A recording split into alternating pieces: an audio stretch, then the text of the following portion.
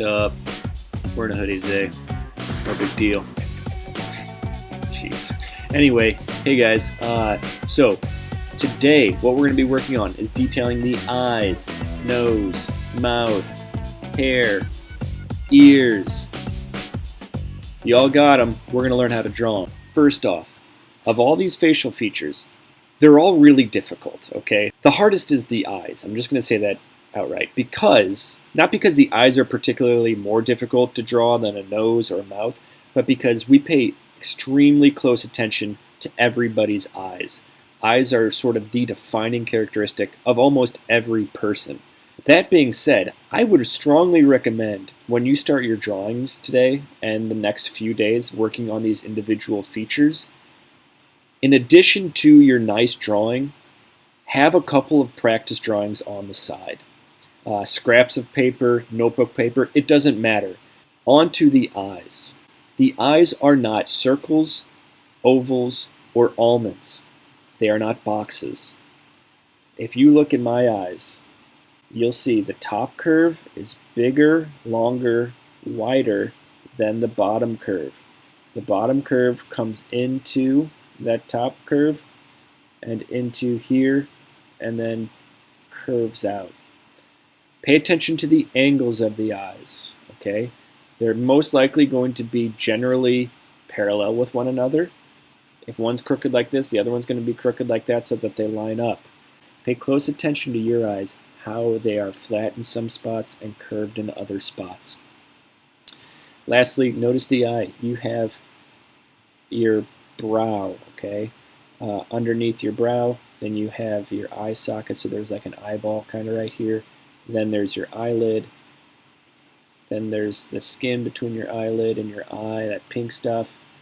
Eyelashes, eyelid, bottom eyelid, eye socket. Okay, there's lots of different layers to your eyes, not just eyebrow, eye, cheek. There's all these different layers, and you need to capture those things. Okay. Next up, with your nose. Your nose, when we talked about 3D forms the very first day when we started laying the foundations, I made this point, but I want to remake it now. It's not just a line, and nostrils.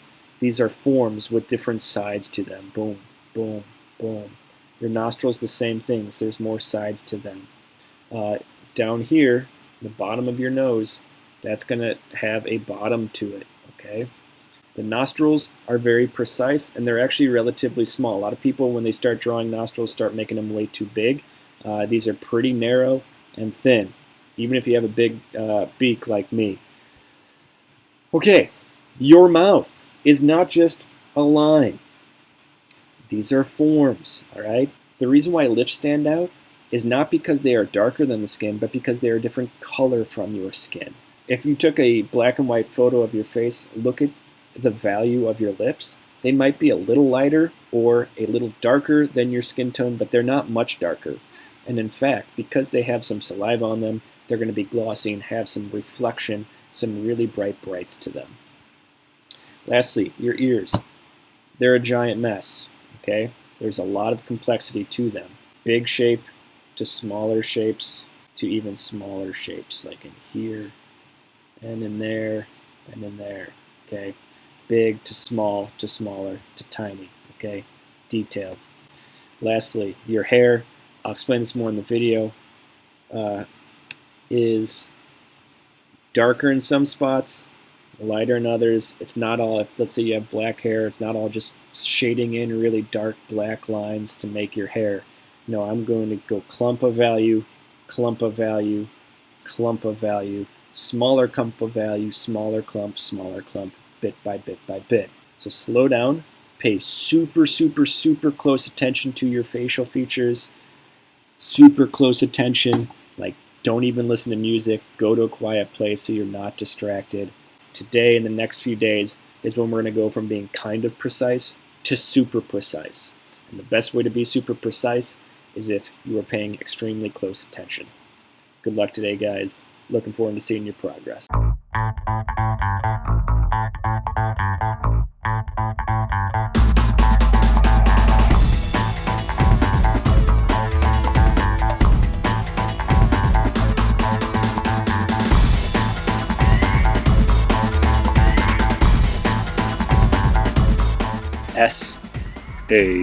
WFT. Swift.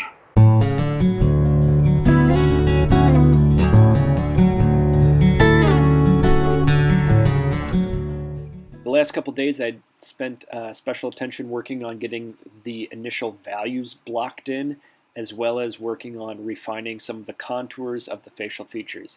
I'm basically going to continue that process today, but paying special attention to the facial features. So what are the values and contour changes in the eyes, nose, mouth, ears, and hair? I'll start off that process by blocking in some of the darkest values in the hair and the darkest values around the facial features of the face. Now, for this project, I'm just using a Sharpie marker. Obviously, you guys will be using pencils, and you will be making your lines much, much softer and smoother than I am. But for the sake of being able to see it and speed, I'm using a Sharpie marker. So I got the darkest areas of the face. I didn't worry about strands of hair. I just shaded in the darkest areas of the hair. I'm doing the same thing for the facial features, the darkest areas of the facial features. In this case, it's the pupils of the eyes and the eyelids and the nostrils and right underneath the nose. If you'll notice here very carefully, I'm going from making my eye look pretty precise to making my eye look extremely precise. Since I kept my previous lines pretty soft, even with a Sharpie marker, I can come in with that darker Sharpie and really make my eyes look exactly how they look in real life. I'm doing the same thing here with my nose. My nose was generally accurate because I measured properly the forms and I generally shaded the values right. But here I'm making contours for the precise angles on my nose, the exact changes of lights. If you remember from the intro to the video, the eye is not just the eyeball itself, it's the eye socket, the muscles all around the eye, the upper eyelid and the lower eyelid. I went and defined those contours perfectly, looking very, very closely to my photograph. Again, notice how I am going back and forth between my photograph and my drawing, looking back and forth every few seconds. My lip, I'm paying close attention. I see that the darkness on my lip is much darker on the right side than it is the left side, so I leave the left side of my lip, I leave darker than the right side. Defining my jawline as perfectly as I can. The last few days I had it generally precise, then pretty precise, and now I'm making it perfectly precise. Notice when I colored in the pupil, I didn't just make it all black. I had the tops a little bit darker because they have a little bit of core shadow on them. Eyes have a variety of really dark values in them. They also have a little bit of clear white in them to account for the reflection. So I'm going to move on to the hair now. Block in more of the hair is the one area that in the neck I hadn't really thought much about. So I block in the general values of the hair, and then I'm going to go to the general values of the eye. Making those darker areas that I worked hard on yesterday, getting those areas dark, making those darker.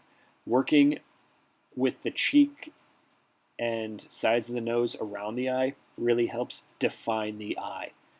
When we work on the eyes, we're not just working on the eyeball that we see, we're working on all the musculature around the eye. Working on all those different forms around the eyes will help define the eyes themselves. I noticed my ears needed a little bit of work, so I just dropped in a little bit of those values. And now I'm going to go down to the neck here. There's a really, really deep, dark cast shadow. When you include the neck, what that does, and I said this yesterday, I'll say it again today, will make your head feel less like a floating head and will give your body, will give your head a body, so it'll feel more realistic. If you just did your head and didn't do a neck or a shirt line or anything like that, that would make your head feel like it's floating and it would feel less realistic. But by adding that collar, all of a sudden it looks like a realistic face. Now all of a sudden as I step away and look at my drawing, I realize my face is really starting to look like my face, which is awesome. At this point, all I'm going to be doing is going in and refining areas that I realize need to be darker, smaller areas of the face, small changes in forms and angles, I will go in and better define those things. When I looked at my face compared to my image, I realized the right side of my face needed to be a lot darker. I'm stepping back, looking again, I realize, hey, there's a lot more I could do in terms of developing the face even more. But for this video demonstration, I'll leave it at that. If you guys have questions, and I'm sure you might, feel free to let me know.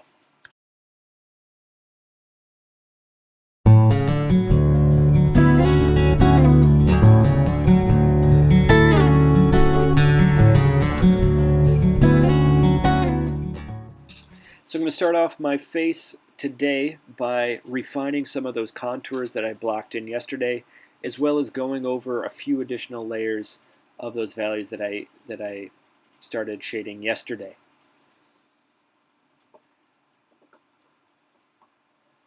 Paying attention to those darker areas that need to go over again. Focusing on the areas around the particular facial features will help those facial features come more to life. It's not just working on an eye or a nose or a mouth. It's working on all the elements in between those facial features. Here I started on the lips. I noticed that those lips, to make those more of a form, I need to have a cast shadow from the top lip going on to the bottom lip. Now I'm looking very precisely at what my nostril looks like in the photograph and trying to recreate that on the paper. I will go right from the lip to the nose and up to the eye. Again, not focusing on those particular features, but what happens in between those features here. When I go back into my eye here, I'm paying very close attention to the particular nuanced angles of the eye, like I talked about in the demo. In addition to the outline of the eye that I'm paying close attention to, I'm paying close attention to the shading around the eye. Noticing where one value starts, a lighter value starts, and a darker area ends, or vice versa, where an area needs to be darker very precisely. I'm done with generalities. Now I'm really focusing on exact precision.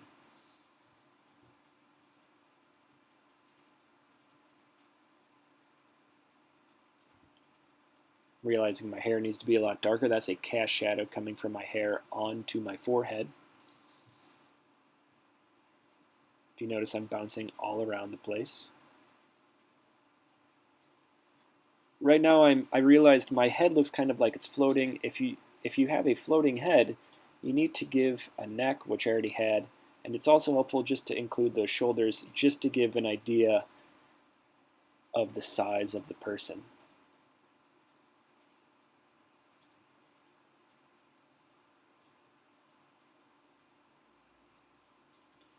Here, like with the right eye, now I'm going into the left eye and shading around that eye to make that eye look even more precise. If I pause to really look at my photo or my drawing, I realize that my drawing is really coming to look like me. It's less and less like a generic person and more like me. To be honest, I made mention of this yesterday, that right eye, right now I'm trying to adjust it, trying to fix it. I need to adjust the angle ever so slightly. It's a little tilted up and to the right. I had Sharpies and I was on limited time, so it's a little bit crooked. But if I'd done this with a pencil, I would have gone in, erased that eye, and done it again. At that point, what I just did here, I stepped up and stepped away to compare. Sometimes it's helpful to step away from your drawing and so that you can see your drawing and your picture next to one another and really compare that. Now I'm going back into the details of the eyes, doing those little tear ducts, doing the eyelid and eyelashes. I'm not making individual eyelashes, I'm just making a darker line to give the idea of eyelashes. Doing the same thing to the left eye here, focusing very closely on the actual eye, looking back and forth every few seconds. Even though the whites of the eyes are white, they are shades of white. So if the light's coming from the left side, that means, and my eye is a sphere, that means that the right side of that sphere is going to be ever so slightly shaded. This is a common thing that beginning artists overlook. They don't shade in the eyes. And even eyes, though they're white, are shaded. especially on the darker sides.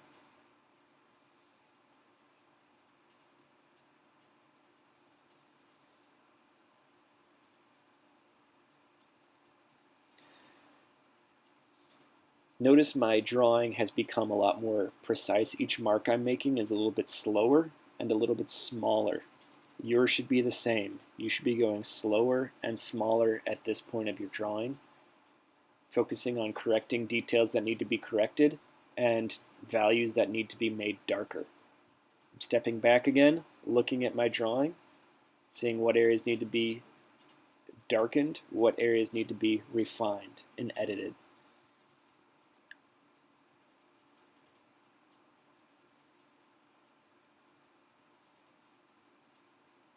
I realized my eye was a little bit crooked, and here I'm trying to rectify that problem, but because it's Sharpie, it's not going to go away totally.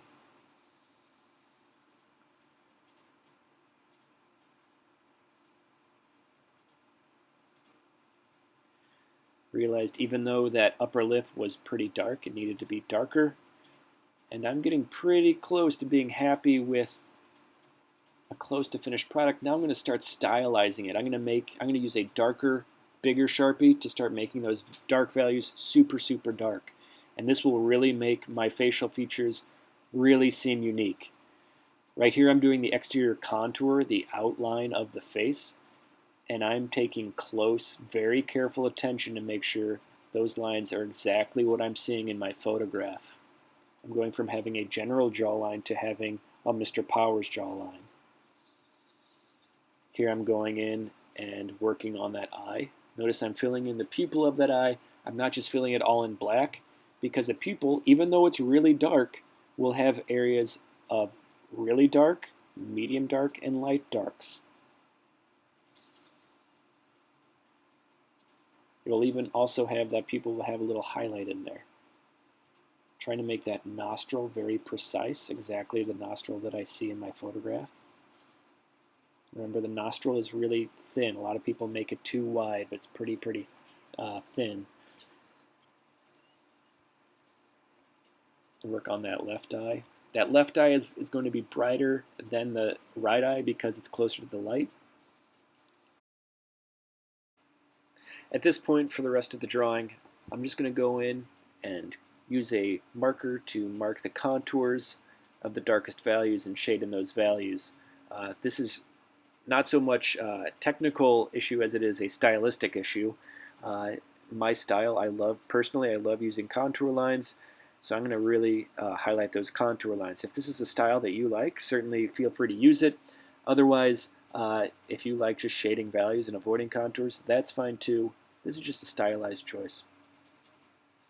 And from here on out, for the rest of this demo here, I'm just going to be focusing in on smaller details, getting little changes set, focusing on those darkest areas and those most important contours and start capturing those. Feel free to keep watching for the next few minutes here, guys. Thanks a lot and good luck today.